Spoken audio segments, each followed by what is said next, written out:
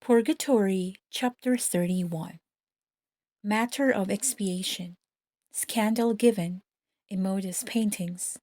Father Zucci and the Novice. Those who have had the misfortune to give bad example and to wound or cause the perdition of souls by scandal must take care to repair all in this world, if they would not be subjected to the most terrible expiation in the other. It was not in vain that Jesus Christ cried out, "Woe to the world because of scandals! Woe to that man by whom the scandal cometh." Matthew 18:7. Hear what Father Risignoli relates in his Meravillas du Purgatori. A painter of great skill and otherwise exemplary life had once made a painting not all not at all conformable to the strict rules of Christian modesty.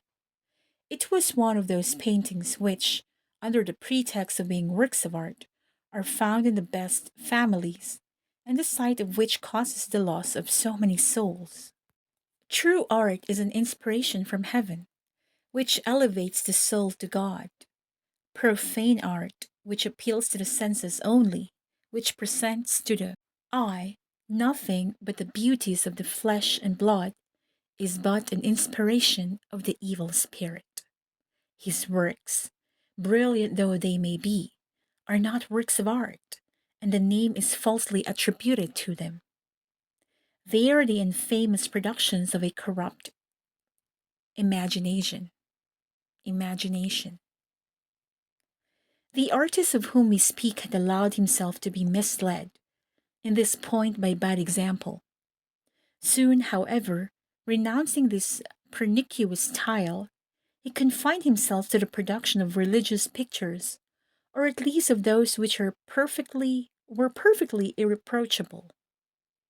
Finally, he was painting a large picture in the convent of the Discalced Carmelites when he was attacked by a mortal malady. Feeling that he was about to die, he asked the prior to allow him to be interred in the church of the monastery, and bequeathed to the community his earnings, which amounted to a considerable sum of money, charging them to have masses said for the repose of his soul.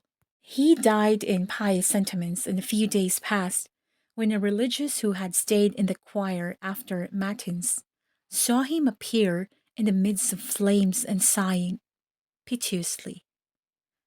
"What," said the religious, "have you to endure such pain after leading so good a life and dying so a holy death?" "Alas," he replied, "it is on the account of the immodest picture that I painted some years ago.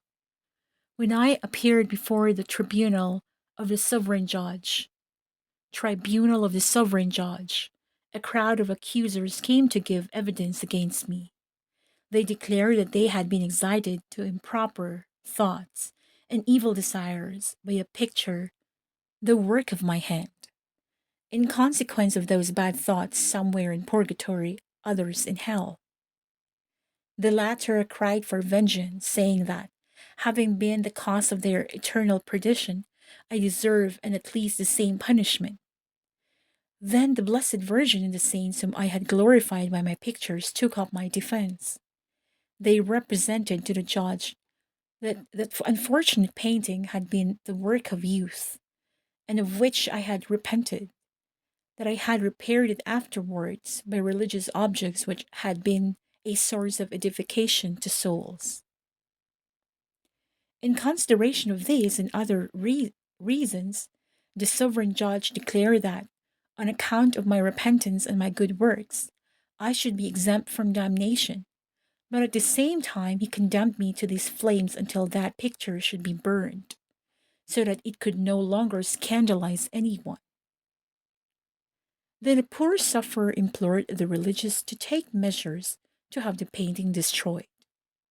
"I beg of you," he added, "go in my name to such a person, proprietor of the picture, tell him in what a condition I am for having yielded to his treaties or entren- entreaties to paint it, and conjure him to make a sacrifice of it.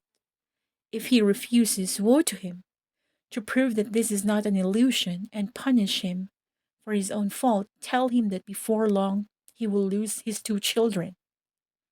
Should he refuse to obey him who has created us both, he will pay for it by a premature death. The religious delayed not to do what the poor soul asked of him, and went to the owner of the picture. The latter, on hearing these things, seized the painting and cast it into the fire. Nevertheless, according to the words of the deceased, he lost his two children in less than a month. The remainder of his days he passed in penance for having ordered and kept that immodest picture in this house, his house. If such are the consequences of an immodest picture, what then will be the punishment of the still more disastrous scandals resulting from bad books, bad papers, bad schools, and bad conversations? Ve mundo e scandalis, ve homini illi perquem scandalum venit. Woe to the world because of scandals. Woe to that man by whom the scandal cometh. Matthew 18:7. Scandal makes great ravages in souls by the seduction of innocence. Ah, those accursed seducers! They shall render to God a terrible account of the blood of their victims. We read the following in the life of Father Nicholas Zucci, written by Father Daniel Bartoli of the Company of Jesus. The holy and zealous Father Zucchi, who died in Rome, May 21, 1670, had drawn to a life of perfection three young ladies who consecrated themselves to God in the cloister. One of them, before leaving the world, had been sought in marriage by a young nobleman. After she had entered the novitiate, this gentleman, instead of respecting her holy vocation, continued to address letters to her, whom he wished to call his betrothed, urging her to quit, as he said, the dull service of God, to embrace again the joys of life. The father, meeting him one day in the streets, begged him to give up such conduct. I assure you, he said, that before long you will appear before the tribunal of God, and it is high time for you to prepare yourself by sincere penance. In fact, a fortnight afterwards, this young man died, carried away by a rapid death that left him little time to put the affairs of his conscience in order, so that there was everything to fear for his salvation. One evening, whilst the three novices were engaged together in holy conversation, the youngest was called away to the parlor. There she found a man wrapped in a heavy cloak, and with measured steps pacing the room. Sir, she said, who are you, and why did you send for me? The stranger, without answering, drew near and threw aside the mysterious mantle which covered him.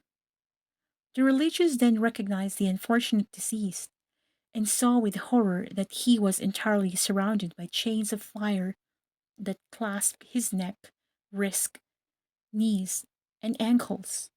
Pray for me, he cried, and disappeared.